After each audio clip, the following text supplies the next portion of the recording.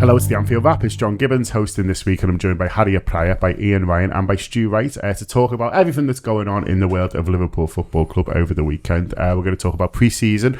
So far, Liverpool have played 3 games, I guess you would cast them as 2 of them were only half an hour each, but then a 90-minute one on Friday, so it'll be interesting to get the thoughts of the panel on what they've seen so far. But before all that, we're going to get into the breaking news over the weekend, which was some comments from Gini Wijnaldum. So first of all, hello everyone. I'm just conscious I'm going to read now for the lot, so say hiya. Yeah, I just want to start with the quotes because a lot of people have jumped in, feet first or head first or whatever you want to say into them. So I think it's worth, first of all, hearing from Gini in his own words. I've also seen it reported quite a lot as an interview. I think the Times managed to claim it as an exclusive, which was interesting. It was actually quotes taken from his PSG unveiling press conference. It was a Zoom press conference that quite a few journalists were present at, where Gini Wijnaldum was there primarily to talk about joining PSG, but was obviously asked about the stuff around Liverpool and spoke about it. But I think that context is important because I think the suggestion was that this was sort of a big interview where he was finally going to discuss what went on, and it wasn't really that. And I think that context, as I say, is important. But anyway, I'll get onto the quotes. There was a moment when I didn't feel loved and appreciated. This is Gini, not me, by the way. I'm always appreciated. Works for both, doesn't it? There was a moment where I didn't feel loved and appreciated. Not my teammates, not the people at Melwood. From them, I know I can say they all love me and I love them. It was not from their side, more the other side. Then he was asked a little bit more about that, and he said not towards the end, also before that. Basically, in the last 2 seasons, I had it a few times. The media didn't help. I put that in, by the way, because loads of the media took that out, which is really funny. So that was not reported in The Guardian, but he definitely said it. So sauce. The media didn't help. There was a story that Liverpool made an offer I didn't accept because I wanted more money, and the fans made it like, okay, he didn't get the offer, so he doesn't try his best to win games. Then the results were not really good, and everything looked like it was against me. Some moments it was like, wow, me again, it's a collective, but my teammates never gave me that feeling that I let them down or I was taking the piss or something like that. With the team, everything was fine. And then he goes on to say, I have to say also, and that also is important, I feel, there was social media. When it went bad, I was the player who they blamed, that I wanted to leave. Every day in training and in the games, I gave everything I had to bring it to a good end, because during the years, Liverpool meant so much to me, and because the fans in the stadium were treating me. My feeling was that the fans in the stadium and the fans on social media were 2 different kinds. The fans in the stadium always supported me. Even when they came back already knowing that I was going to leave, they still supported me, and in the end they gave me a great farewell. On social media, if we lost, I was the one who got the blame. There was a moment when I was like, wow, if they only knew what I was doing to stay fit and play every game, other players might have said, okay, I'm not fit. You get players in the last year who are like, I'm not playing because it's a risk. I did the opposite. I didn't always play good after the game. I could look in the mirror and say, I gave it all. I trained hard to get better. Even with the physios, I took the most possible treatments I could get. I can't remember when I had a day off because I played so many games and basically it was too much for the body, but I did everything to stay fit. So there's a lot to unpack there. I'll start with you, Stu. What did you make of the comments? What did you make of the reaction? And what did you make of it all? Absolutely fine with the comments. No problem with it at all, because although it might not sit comfortably, we've got to be careful here as a fan base. We can be a bit oversensitive to anyone saying anything that can be considered a negative, even though we know it's true. So as we've sat around and slaughtered aspects of our fan base over the years on social media. We can't deny that there is an element on social media that is not just of our fan base, of everyone's.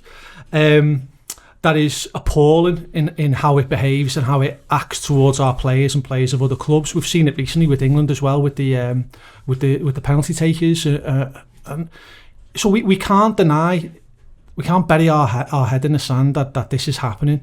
I actually thought it was quite refreshing for an articulate player to put it across very, very clearly, separate the issue between the fans in the ground and aspects on social media.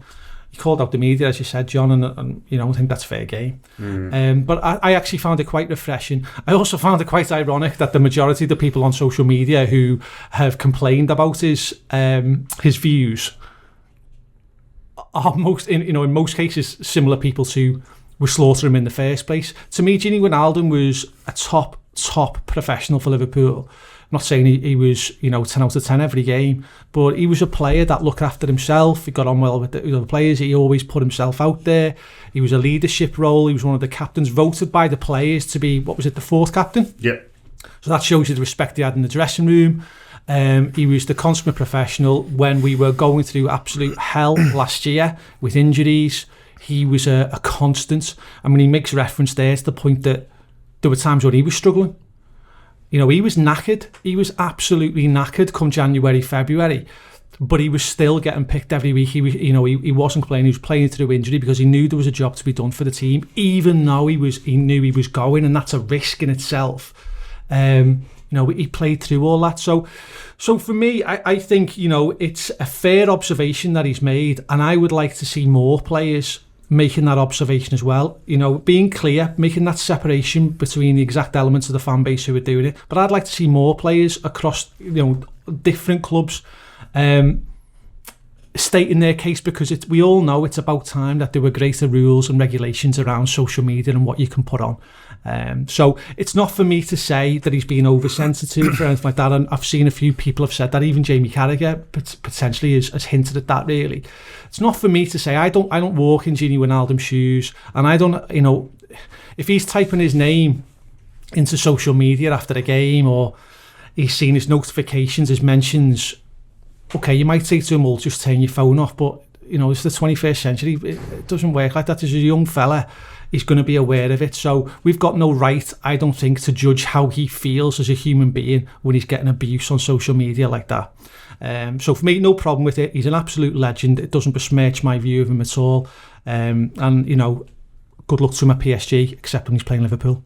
Do you think part of the problem with the sort of reaction it got, Harriet, was that we've all been sort of waiting to hear from Gini? He was a bit cryptic after the last game of the season, where he said, there's reasons. It was kind of like, all will be revealed later on. I don't really want to talk now, and eventually I'll tell the fans what happened. And so we were all like waiting around for the gossip almost, you know what I mean? And then it was like, I didn't think he'd blame us. Do you know what I mean? I think the first thing he said was a bit sort of perceived, obviously, to be sort of negative as the fans. Do you think that was part of the issue, that, as I say, that people were maybe waiting for this kind of as big, FSG did this or FSG did that, really, and then the first comments, they were kind of presented with were negative about an aspect of the fan base?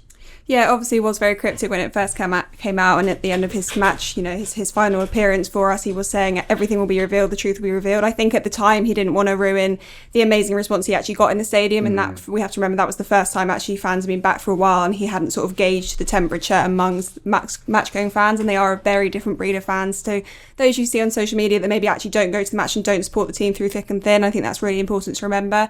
I mean, it's difficult, because for me, he was in no way saying that is the reason he left. He was quite clear that it was, a contractual situation. It was a situation with FSG that they couldn't agree the terms. I don't think he was saying social media and fans and the abuse that I was getting on social media was the reason I left. I think he was just saying that contributed to the negative sort of feeling that he had and the vibe in the club, and the idea that he perhaps wasn't wanted. And like he said, that did not come from the people within the club. That didn't come from Klopp. We all know how much the manager thinks of him. And it didn't come, I think it's fair to say, from the majority of the fans, and everyone sitting in this room knows how much, Wijnaldum did for the club and how much he means, and including me. I think he's an absolute legend and will always be remembered like that. But it is a shame that this is the first sort of reflection that he's had in his time at Liverpool, that it is negative. But I don't think that's for us fans who wouldn't abuse him on social media to say, okay, you can't dilute his experiences. That's what he had, and that's what he was coming across. And for him to say, that actually contributed to a negative mindset, we need to take that really seriously. And I think for far too long, not just footballers but celebrities, everything have been told, just drown it out, turn it off. But you can't. It's really hard to drown out external noise. And I think when Klopp first came in, he was saying, the whole doubters to believers things. The team didn't believe in themselves, and that's because of some of the abuse they were getting on social media. So for Gini to come out and say, look, I've had a tough time, people have been giving me abuse online, I think we need to listen to him and believe him. And Mel Reddy's done a really good piece this morning in The Independent, and I would urge everyone to read that, just saying we need to listen to these players and listen to what they said, especially after the year we've had. We know that they're just humans. Footballers aren't exempt from feeling what normal humans do. And if they're getting stuff online telling them essentially that they're not good at their job and they're not respected, they're going to take that to heart. And the fact that he played the way he did throughout all of that going on in the background is just testament to him and his professionalism and the kind of character and the player that he is. And I think, it will sort of be the first of many players coming out and saying we've had a tough time and more needs to be done and more does need to be done to stop this. What do you make of it all, Liam? I have to say, John, when I saw the headline on Saturday night, I think I made a mistake of just going off the headline, to be honest. And I kind of honed in on the reasons that I thought he wanted to leave the club, which was about the money and the length of contract and stuff. And I put something out there along those lines as well. And then one or two people quickly came back to me and said, well, you've glossed over the point he's raising here, which is a really important one. And they were right. And in hindsight, I kind of went back to those people that night and said, I've worded that poorly, to be honest with you, because he was raising a really, really good point. And I think sometimes it's easy to forget, just because some of these players are paid handsomely, that you think they can just, forget about any abuse they may get online. And we know the reasons why he wanted to move on. And we know that, FSG weren't prepared to kind of budge on the contract or the money. And he's probably well within his rights to be asking for a bit more, because we know, compared to one or two others, he probably wasn't getting what he felt he was worth. But he drops a little reminder in there that as a collective, we can all be better and we should be better. And I think it's, Stu's mentioned about what happened in the summer. It was appalling. It was. You can't use another word for it. And as Stu mentioned, no one's got a right to say how someone should feel about the abuse they've seen online about themselves. And the Carragher thing got mentioned there, and Jamie said you could just turn it off, or you don't have to look at it. And maybe that's how he'd deal with it. He probably would. And maybe one or two people could deal with it that way. And that's fine, because everyone's different. And that's what you have to remember here. Everyone is different. And how one person handles something like that is completely different to how someone else would handle it. And I think you've got to respect Gini for coming out and saying it. And again, just reminding people, listen, have a little think about what you're doing on social media. Your first thought should not be, after someone's played poorly, to get online or whatever's happened. Your first thought should never be to get online and abuse someone. It just shouldn't be the case. And even when we do, and you can't make a direct comparison because we are so far removed from a footballer's world, but even when you do things like this, Gibbo, you do the Anfield Wrap, you do enough shows, and you're out there on the internet, aren't you, essentially, and you can sometimes see things out there that you think, that's crossed the line a little bit. And I've done it myself, where you'll see nice things said about you, then you'll see some bad things said where not everyone agrees with what you say, and that's absolutely fine. I've never come on one of these shows and thought I'm speaking for the fan base. I'm speaking for me. I've got my own opinion on everything, the players, the ownership, everything is my opinion. But then you see one or two things, you think that's crossed the line. You don't need to get personal with it. You don't need to abuse people. You can disagree. You can have debate. You can even argue a little bit, but it doesn't have to get personal. It should not cross the line. And I think Gini made the point about the love he felt inside the stadium versus the online stuff. And that's not to say everyone online is digging them out, because that's not the case. It is a minority. Well, not everyone can be in the stadium. Absolutely not everyone can be in the stadium. But I think if you are in the stadium, or if you have been in the stadium in recent times, and we know it's been a while, Gini Wijnaldum was loved by most people. Certainly around me and the Cop, name got sung all the time. People understood his role. People could see what he was offering to the team. He's been a great player for this club, no doubt about it. No doubt about it. The manager loved him. I don't know what the numbers are, but I doubt he's missed more than 10 or 12 games in the time he's been there. And someone will probably be able to tell me what the numbers are. That shows you his commitment and his dedication to this team. As you said, there was times when Liverpool needed him. They absolutely needed him, because we were running on empty, and he made himself available when others might not have done that. Because we know what it's like. Footballers are very rarely fully fit. You've got to put your body on the line a lot of the time, and he was prepared to do that for this club. So I'll always have a special place kind of in my heart for Gini Wijnaldum. I think he's been nothing short of superb for the club. And as I say, it was sad to see that he felt he had to raise that on his way out the door. Do you think, part of the problem, Stu, is the fact that, he hasn't had many fans in grounds, and so that's the balance, and so that's where, I agree with the idea of, just ignore them is difficult, because that's the only interaction with supporters these players are getting at the moment. Well, they have been getting. They've been playing in by and large empty grounds. Do you know what I mean? And your natural instinct, if you're playing for the shirt and you're playing for the supporter base, is it interesting how you think they're getting on? And if he feels like he's getting blamed, for things, or if he's getting picked on when it's not, then it is going to get to him, really. And so I wonder whether. And I thought a lot about this. I thought this when Nico Williams was getting terrible dogs abuse, and obviously his family have talked about that recently, and it's really sad. And it's But I thought, I wish, we were there in the ground to show him that we're not all like that, or there are people who have sort of got us back, really. None of these lads have had that, really. The online interaction's all they've known, so just sort of switching that off, is difficult. I'm smiling because it's such a good point. It's so relevant to the issue, and I never even thought about it at all, to be honest with you. I just didn't join the dots on that one. The fact that he does make the separation between in-ground and social media, but he's had no one in the ground. Yeah. So as you say, his only interaction with fans, and if you are a player who wants to interact with fans, if their engagement, if their that's how support, we built the whole thing as well, exactly, Stu. if that support is important to you as an individual, then I mean, my God, if you're going on there and all you're seeing is largely abuse, then the effect it's going to have is huge. And it's not. I'm not saying anything negative about Jamie Carragher here, because he's just given his view as well. But I think there's an interesting commentary on this, because Jamie Carragher is a very, very specific personality type, quite rare, incredibly strong-minded. He admits that himself. You look at the progress of his career, talk about someone who got the best out of everything he had.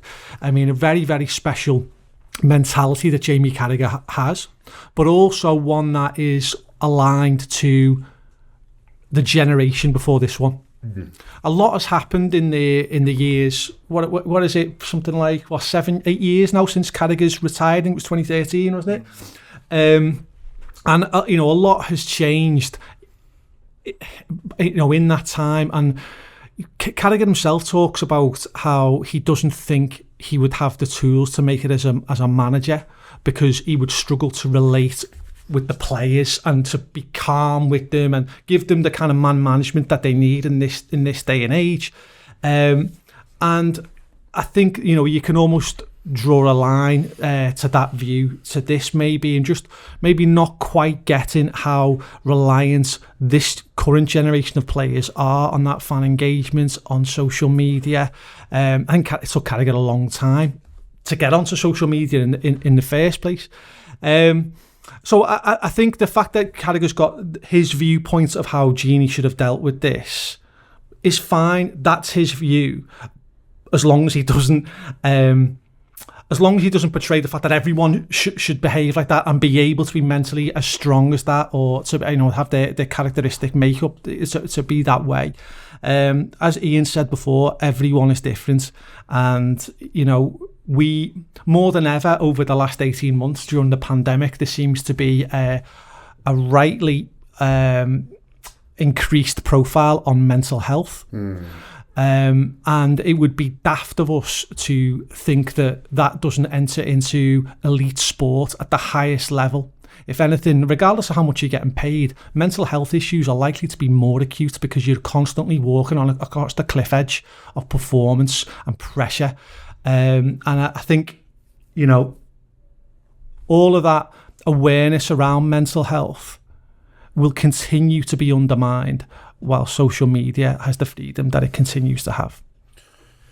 It's not the reason he left Harriet, as we've all sort of said, and if he'd got the contract that he felt he deserved, or the terms that he felt he deserved, then he'd still be here now. But I think so in a way, I'm sort of, a part of me is, almost frustrated, if that's not the word, that these two things have come up at the same time and they've been sort of grouped together. But the more I sort of think about it, the more I understand why he's done that, because he's talking about, some low moments for him and sort of feeling valued. And he mentions the other side, which is a very interesting term. And we assume that he's talking about ownership, or talking about, he's talking about the people who fundamentally make the decisions on what length his contract's going to be, which doesn't appear to be Jurgen Klopp, which is maybe one for another day, I suppose. But, he's already feeling, he's not being properly valued, and at those times when you're looking above you and thinking, well, I'm doing all this and I'm not, getting the love, then doubt can sort of creep in, and then that's where, a lack of support from a fan base can make it worse, I guess. And I'm picturing someone here who's as I say, is looking at owners who won't give him a new deal. He's looking around and seeing everyone else get new contracts, it seems, and not him, and then and then he's going on his Instagram maybe for a bit of love, which we've, you know, I'm sure lots of people have done in the past, you know, even if it's just a sort of little pick me up or whatever, and you know, he's getting sort of abuse there. You could see why the two, you know, did start to get linked really for him.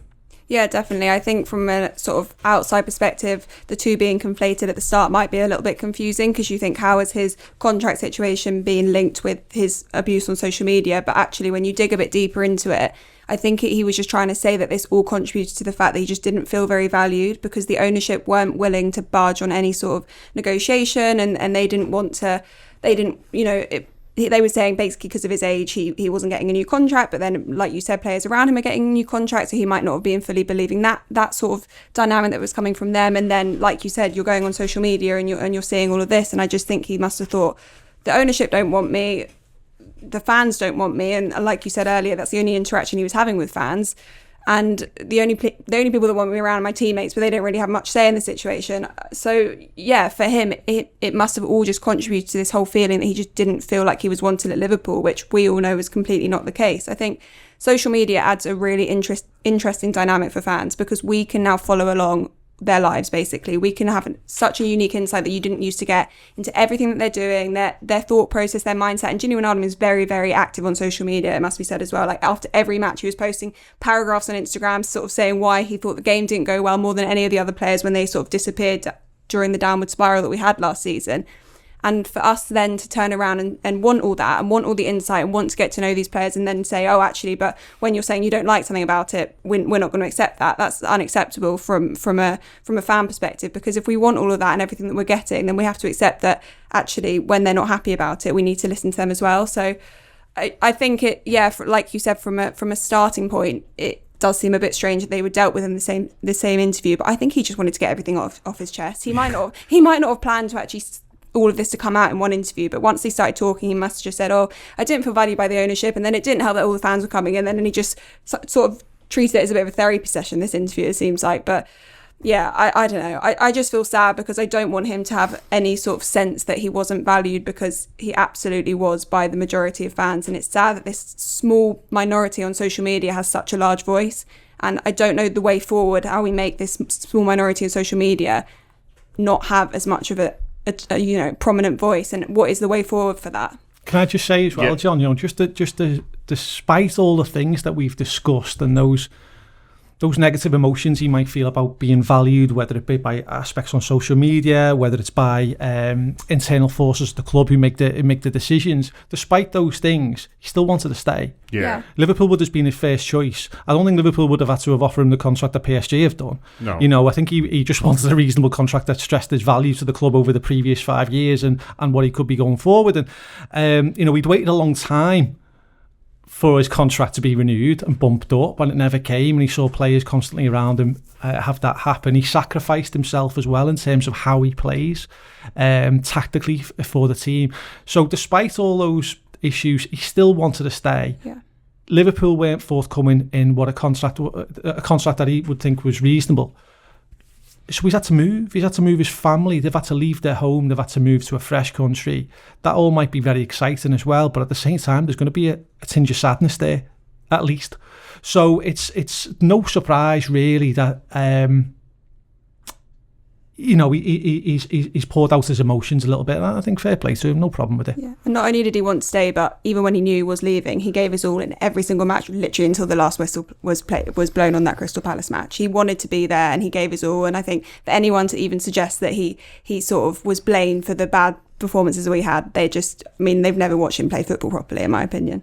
It's the point here as well that he makes, that he was like, well, I was always there, and he's not pointing fingers at others, but we know footballers do it, because they've said when they retired, you know, talked about, you know, there's lads who'll play, there's lads who'll play through the pain, and then there's others who won't. And I think it's a decent point, isn't it? And it's hard, because, you know, you don't want to sort of, you know, go too far the other side, because, you know, then you just join in with the kind of thing that Gini was talking about earlier. But, you know, instead, we should really be valuing these boys who, you know, because injuries is a bit of luck, but also it's what you're willing to do. And it's very clear that the Gini Wijnaldum was someone who was willing to do a lot, to sort of, you know, to stay on the pitch for Liverpool, to do his bit. He wanted to be sort of out there. And And that could be something that maybe isn't valued enough as from supporters. Possibly. I mean, I think I alluded to before, when it's coming towards the end of last season and Gini knows he's not staying, there would have been a number of people who would have thought, well, I've got to look after myself here because I've got to get a move, and if I suddenly break my leg or do me cruciate, well, PSG don't want me, Barcelona don't want me. So he has got to wrestle with that a little bit, what he does, but I never doubted him for a second, John, to be honest, because I think what you've learned over the last 5 years is that he's of a mentality where he is very much about the collective and not about himself as an individual. Look how he plays for Holland, for instance, compared to how he plays for Liverpool. Now, I'm not suggesting he favours one or the other, to be honest, but I know which one I'd rather be doing.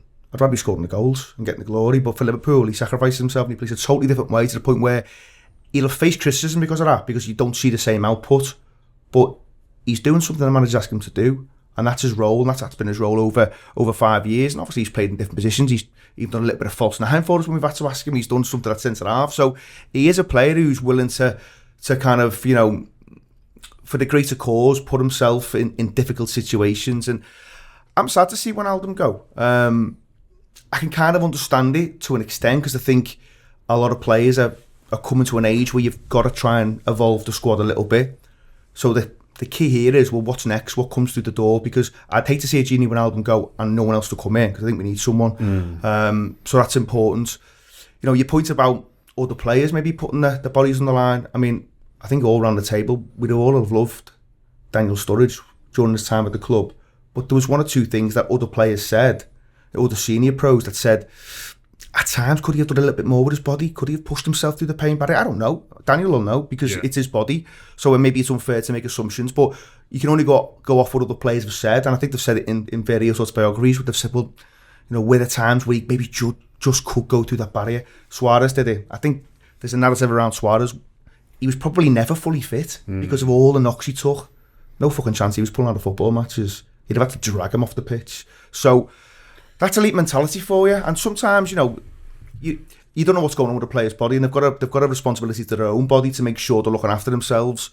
But as I say, I never got a sense from Gini Wijnaldum that he wasn't prepared to put himself on the line, and that's a testament to him. And as I say, he'll be a miss, and he could go on and achieve great things at Paris Saint-Germain. You maybe look at it and go, well, we should have kept him. That can happen sometimes, though. Even the best can get decisions wrong. You look at people like Alex Ferguson at United, where he'll get some right, and he shifted out some big name players, Mark Hughes, Kanchelskis, Paul Ince, go back further, Strachan, Whiteside and Paul McGrath, people like that, people who were legends at the club. He'll get one wrong now and again. Jaap Stam, he knows he got that wrong. He was looking at the numbers and thinking maybe he's just slipped a little bit, but he was just playing a different game. Jaap Stam, he was reading things better. So you can get these things wrong. You can't let players go and they come back and bite on the arse a little bit. For me, the key is the squad has got to keep evolving.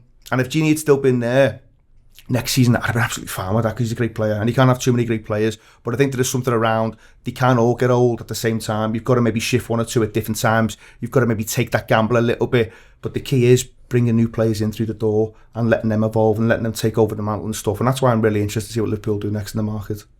We shall see. What can we do next as supporters, Stu? That's the sort of question, because you can't ban people from social media for just being negative, and so abusive language or anything sort of racist or homophobic or anything like that is rightly being talked of as we should be zero tolerance on this. But negative people just moaning at footballers after the games is not going to suddenly sort of be cracked down on. So I don't know what. I'm not expecting you to sort of have all the answers here, but I think, but I don't know, maybe the Anfield Wrap have got a duty to sort of speak out on it. And I think for all of us, whether we're in the ground or not, I think it's just a reminder of what is our job. Do you know what I mean? What are we there to do? Are we not there to help these players play as well as we can? Isn't that a supporter's role? And I think that's where it's interesting. Gini makes the distinction, because I'm not going to, we're all match-going fans, so you've got to be a little bit careful here to say, we're the good ones and the others are bad. It's not as simple as that. We all know people in the ground who moan a lot, and we all know people who would give the right arm to be in the ground every week and can't, but support the team in exactly the correct way from wherever they are. So I don't think it's a black and white issue, but at the same time, I think maybe people who have been going more regularly over the years sort of understand what they're there to do, and they've seen their power in a positive way, and they've maybe experienced their power in a negative way as well, which has happened in the ground, and we've all had to sort of hold our hands up when we've been too edgy or whatever, or there's been instances in the past where, you know, players have been unfair, and I think you sort of learn from that, really. I think for a small number of fans online, there seems to be, you know, this kind of anger that when things aren't going better, that how can you do this to me? Do you know what I mean? I'm supporting this team. I could be supporting anyone. I'm supporting yous, and yous are letting me down. It's this kind of personal thing, and I don't know. I think we just all need to remember what it is a supporter is meant to do, and that's to get the most out of their players, and you get the most out of people by supporting them, surely. Yeah, remember that, you know, as we've said before, it's a leisure activity. You know, it's meant to be fun. It's meant to be something that you pass the time for pleasure, for enjoyment. Obviously, you know, defeat never feels good. Fortunately, you know, we support the team in the city. You don't have to suffer that as much as some others. But you know, when it does come, it's acute. But it's difficult. It is very difficult, because I'm reminded of Kev was on a show, I think, last week, and he actually made reference to something you did, John. Christ.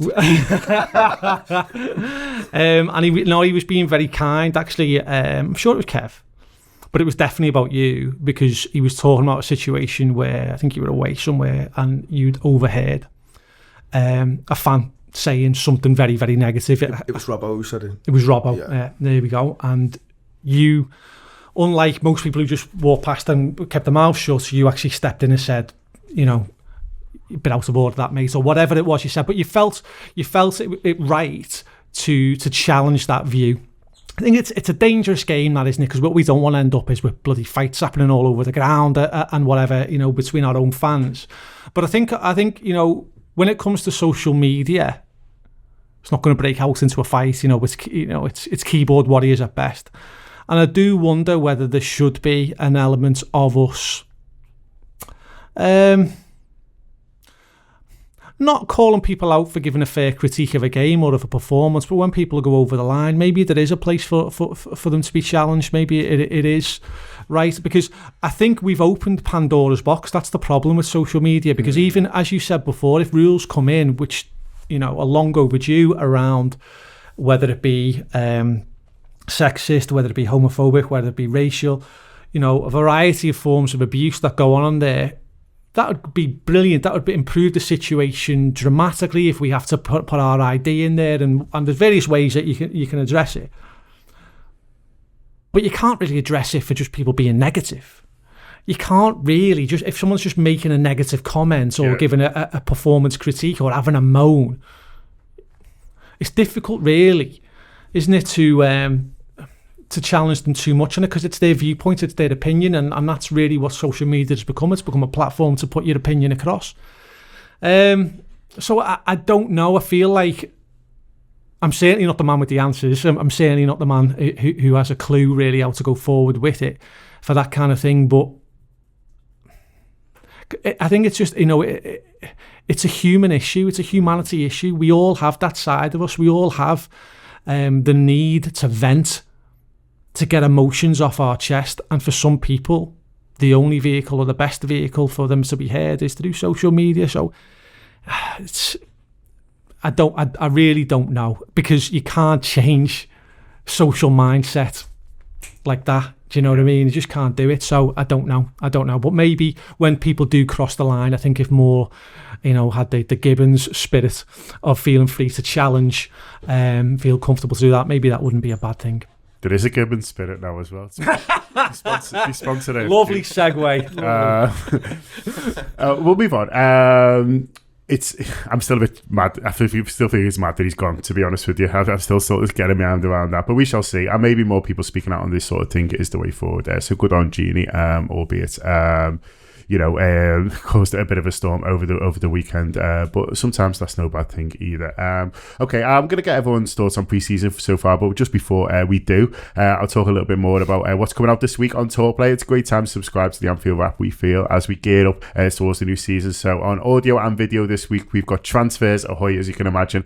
Gutman is in the gutter. I'll be doing some video stuff with Paul Gus tomorrow, who's the chief LFC writer at Liverpool Echo. We'll be doing little weekly videos that have been going down well, and also our Friday show video is all centred around transfers at the moment as well. Other stuff, we've got a really good thing on supporters clubs this out today, which Josh and Harriet worked on. Harriet's also done something on women in football. We've been involved in it, that Amelia hosted, that is out on Wednesday. You've been busy, Harriet. I mean, you're our Gini Wijnaldum. It's been a busy week. You're our Gini Wijnaldum. There's more Football Miracles, which is a show that's been really, really popular, talking about all the wonderful moments which Gini Wijnaldum has been involved in, a lot of them that have happened under Jurgen Klopp, which has been a great show to do. I've been really enjoyed being involved in. I think it was meant to be 3 parts. I think now we're looking at a minimum of 6. But anyway, and then also on the video side, there's an esports thing out today. It was funny when we did the 2001 stuff. One of the most popular things we did, which we weren't necessarily expecting, was have a game of FIFA from that year. We recreated the 2001 FA Cup final, Josh v Craig, and it went down very well indeed. So we've come up with a bit of an idea around trying to correct games from the past. So if you think about games that you wish Liverpool had won, Josh Sexton's going to try and make that happen on FIFA and going up against various tour contributors. It's got quite competitive in the office, hasn't it? I'm glad I don't play FIFA, is all I can say. And also, Stu, I'd say it's not always gone as well as you'd want it to. Well, that's why I feel like there's a lot of pressure on his shoulders there to write all. It's like Quantum Leap. It's like Sam Beckett's one for the kids there. But he didn't know his manager. We don't always get the happy ending, unfortunately, that we wanted to. But hey, that's life. Okay, we'll just do 10 minutes or so on pre-season so far. Ian, thoughts on what you've seen? Yeah, I mean, it's one of them, Gibbo, and it's always hard to judge pre-season, but I think there's definitely some kind of shining lights, if you like. So I think, Canate looks like he's settled in pretty well. I think majority of people have been impressed with what they've seen so far. Looks very comfortable on the ball. I mean, he's enormous, and he's a hell of a presence at the back, which is what you want. And I think you're starting to kind of think that it's probably going to be him and Matip first game of the season. The fact that the other two haven't been involved yet, which is a little bit of a shame, but to be expected. So you're probably going to see that as a combo at Norwich, which feels perfectly fine. Yeah. I think Harvey Elliott is an interesting one. I was saying on the show a few weeks ago, actually, I felt that over a period of time, his natural progression into the team would be to shift him centrally. I didn't see it maybe coming this quick, but Jurgen's chosen to use pre-season to experiment with Harvey, and I think you can understand why, because maybe if you're going to play out wide, or you're going to kind of, play all your career out there, you do feel like pace is king, and if you've got pace, then it doesn't half help you in those wide areas. Now, he's a talented enough boy maybe to have other things to his bow where he maybe doesn't need as much pace, but I can understand why you'd look to shift him centrally. The way to pass, it is a little bit Coutinho-esque at times and stuff. So that's been one where you're wondering, is it just a pre-season thing, or is there maybe more a player? Are they thinking about, well, if he is going to get minutes next season, do we see those minutes where he's coming on and affecting games from a central position? It's one to watch. So they've probably been the kind of standouts, Gibbo. I think it's worth mentioning Keita as well, because I think it's hard with Naby, because you're willing him to do well, you're willing him to be available, and you keep coming back to the fact that he's not been able to. The Gini Wijnaldum thing, for instance, he's always available. It's the complete opposite with Naby. There's talent there, but getting him on the pitch has been the problem, and you kind of almost talking yourself into it a little bit and thinking, well, is this the season? And I mean, I'll be really honest, I can't be hypocritical on this. I probably would have shifted him because of the amount of games he's missed, but it was never a question of his quality. If you can get him fit, you're going to get a lot of output out of Naby Keita. He's a good footballer, but it has been getting him fit. That's been the problem. But, maybe you're doing something slightly different in pre-season with him, where it's going to allow him to stay fit for longer. You don't know yet. But there has been little signs there where you're thinking, well, yeah, he could be a real important figure for Liverpool if they are going to keep hold of him. And you'd have to think they probably are, because you can't imagine there'll be many teams knocking on your door to say, we'll take him, given what's happened in the last 3 seasons. He's not really been about, has he, in terms of being able to play those minutes and stuff. So I wouldn't see many want to take a chance on him, and you probably wouldn't get the fee that you'd be wanting. So it looks like he's going to be there. So yeah, that's one to watch with interest. He's a funny one, isn't he, Stu? He's very much the just when I thought I was out, he pulls me back in. It only takes a 10-minute cameo from Naby for me to get me dreaming of what he could potentially do in a Liverpool shirt. Guilty as charged. Yeah, I mean, I think we're all guilty, aren't we? Really, but I've got a little bit of a thing with Keita that no matter. Listen, I don't doubt for a moment that in training and obviously every now and again in flashes in games, whether it be pre-season or proper season, that we see pure quality. We see someone who does think and move differently. But I always have a little bit of a caveat with Keita is that whenever I've seen him play in the Premier League, I've always thought he can lose the ball too easily and struggle with the recovery back. That's just a nagging issue that I have with him. But I'd love nothing more than, to see him become the number 8 that we were hoping we'd signed originally. But yeah, I am enjoying the pre-season, just dipping in and out. I'm enjoying the scenery. Yeah, I am enjoying the scenery. Beautiful. I'm fascinated by how close they are to Hitler's Berghof, mountain retreat. I know it's an alternative take, but it's. I did ask your thoughts. I was going to talk. I thought you were going to talk about that tennis where they were all getting bevied on. To be honest with you, but no, you went for Hitler's retreat and fair play. This is how I spend my time, John. This is what interests me. So yeah, no, I'm loving the fact as well they've got this extended period of time now together. They've got, because of the mad circumstances surrounding the world at the moment, that Klopp has got the pre-season that he's always wanted in many respects, and I'm really, really optimistic about that. And I think players have looked quite sharp. Keita's been spoken about, but I thought Mane and Salah looked pretty sharp. It's nice to have them about, isn't it? It's lovely to have them so early. And I also think I've been really pleased that Tsimikas is actually getting a little bit of credit online. See Fabinho bigging him up as well on Insta. Did, yeah. That was good, wasn't it? I did, and I think he was very, very. I thought this at the time, to be honest, but there were more important issues going on. But I felt like he was unfair last season, how far he was criticised, because he barely got a kick, and the manager was very, very clear about why he barely got a kick. There was no reference to him being a poor trainer or not being up to scratch. It was just that, we had a back four that had been completely and utterly decimated, so why change another player? So I think Klopp has reassured Tsimikas last season that he would get more game time. Listen, dare I say it, I don't want to put the mockers on him now, but I actually see a little bit of a left-sided Finnan. So I thought you were going to say he's like a new signing. I thought that was what you were going to you goaded yourself into saying. There is that too, but I do just the way he moves, the way he plays the game, the way he passes the ball, his instincts. These just remind me of certain characteristics of Finnan. I'm not saying he's in that class yet, but I think I'm excited to see him given a fair crack of the whip this season. But I'm hoping that we're going to spend a little bit of time talking about the centre forward position. Is that something we can dive in, mate? Feel free. I really? Yeah, go on. Oh, excellent. The Ox thing, the Ox positional into the false nine, that experiment. I was cautiously optimistic, because I think he did a 20-minute cameo in the position last season. I can't remember who against. I've got a feeling it might be Burnley, but I remember at the time thinking he looked dead bright. That was a really interesting little cameo in that position.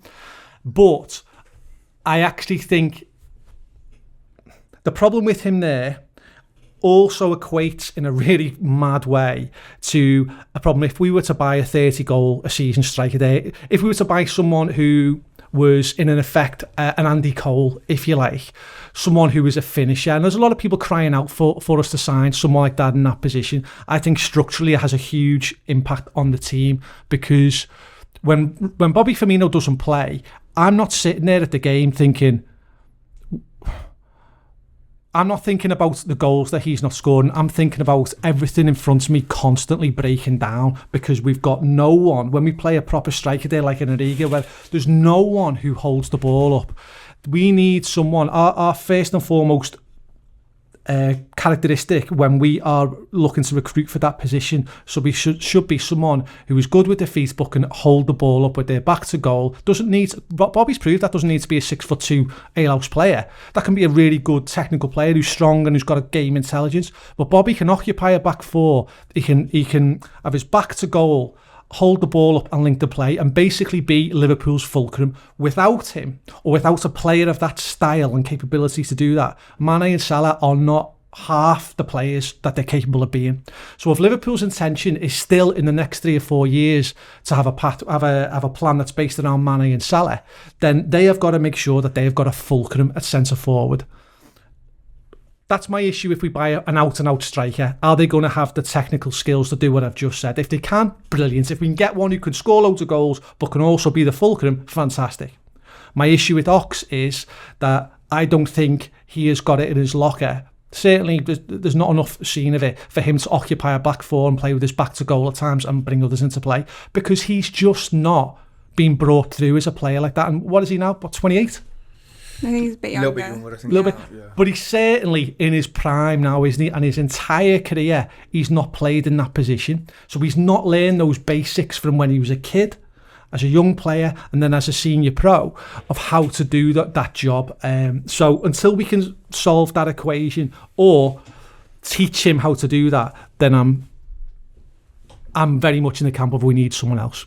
Okay, he's 27, but 28 in 3 weeks. There we go. So I feel like in a way we were all right. Let's not get into that. He's not finished. Harriet, feel free to talk about that or anything else that has caught your eye over these pre-season games. Yeah, I've enjoyed watching pre-season, actually. I think it's interesting because we're playing a slightly higher calibre of team than we normally play in pre-season, so we're getting to see a little bit more of... Certainly at this stage. Yeah, exactly, at this stage pre-season. So it's been quite good, but... Yeah, I don't know. I just like Ox as a person, so I'm never gonna. But I do agree. I don't think he's got what it takes to, be any sort of good backup to the Firmino role and playing that false nine position. I think it's nice though. I think when Harvey Elliott was dropped into midfield and Ox was playing that false nine, I did like that they were kind of interchanging that role, and I thought that was quite interesting. Don't know if that's something as a backup when the season starts that they could do. Big fan of Konate, just running through. I mean, I liked him before he even started. The fact that he just had like parties with his face on bottles and everything. It was just a bit mad, wasn't it? So now that he's on the pitch, I think he's just got a really positive attitude. His pace is really impressive. I think I knew he'd be a player, but I didn't sort of know quite how good he'd actually be and the backup that he can provide. And I feel quite comfortable going into the start of the season with him and Matip as centre-backs. I know what you guys think, but I feel like obviously we know Matip's injury problems that he's had, and we know that he's not going to be able to play twice a week. And when that starts to come along, obviously, hopefully we'll have Van Dijk and Gomez back anyway. But I've been impressed with that, and I think they've got quite a good partnership. And yeah, I'm enjoying watching them. Harvey Elliott, like Ian already said, I think he's been really great to watch. And I was always about, a couple of months ago, I was saying I thought he needed another loan spell. But now that I've seen him a little bit in pre-season in that slight tactical shift and in a different role, I think that he actually does have a role to play at Liverpool next season. I don't think he'll be a starter. I don't think anyone expects him to come in and be a starter. But off the bench last season, I think we were missing creative midfielders coming off the bench and making an impact in the game. And I think that's a role that Harvey Elliott can play really well. So I've enjoyed it. I'm just trying to watch it and not take it all too seriously, because I think I read an article and it was like, pre-season's not really reflective of what's going to happen in the season. We all know that, but it's just a chance for the players to get warmed up, and it's nice to see them all back around. It's nice to see Verge having a nice time in the mountains, and that's what you really want at this stage, isn't it? One thing you would say about is that I think Liverpool's pre-season will be the envy of lots of other teams. 100%. When you see some of the kind of car crashes that other teams are having in terms of being able to just get games and stuff, and they look well behind the curve in terms of where you want to be right now. So I think the manager will be delighted in that respect. You mentioned there, it's good to have the likes of Mane and Salah already in before this stage where, normally you're expecting them back quite late. Same goes for lots of other players. Trent didn't go to the Euros, massive tick in the box for that one as well. Robertson's just come back. So there's loads of pluses for Liverpool in terms of this pre-season. And obviously we've got the games at Anfield as well coming up in early August. I think Stu's point around Chamberlain, I totally agree with. It doesn't feel like it's got legs for me. I don't think I'd want to be seeing that as a solution to a problem for Liverpool up top. I think the Bobby Firmino thing, it's hard to know what his level's going to be next season, because I think he has gone through this period of time where it's been maybe 18 months where he's not quite been at the level you've seen previously. That's not to say he's not been still contributing. We know he has. You think about Old Trafford, there's still been big moments for Bobby, but you just wonder whether his very, very best is slightly behind him. You've also got to factor in the fact that some of these players have really missed the crowd, and I know that's an easy thing to say, but I think with some of them you can just tell it makes such a difference when they're playing in front of a full crowd or a crowd. And that's not to say they should use that as an excuse, because it is what it is for everyone, but you can see it's a difference maker to some of them. So I watch with interest really with Firmino whether he can get back to maybe 2 years ago where he was just simply one of the best number 9s out there. He had the goals, he had all the other stuff that Stu's just mentioned as well. It is hard to kind of find a replacement, but I think Liverpool do need to have another solution up top. Mohamed Salah, if he doesn't score, there was a problem last season where you're thinking, well, where are the goals coming from? Same thing applies to Mane. I love Sadio Mane. He's been brilliant for this club. But again, last season, you're a little bit worried about where he is. But, he's making noises already to say, I know that wasn't my best season, but I'm fully confident I can find my form of maybe, again, 18 months, 2 years ago. So there's a lot of interest with that front three.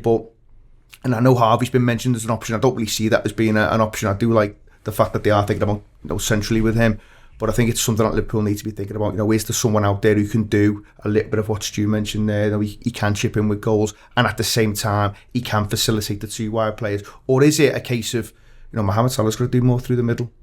He's certainly more than capable. We've seen Mane do little bits through the middle as well. Again, he's looked more than capable. So yeah, that'll be an interesting one.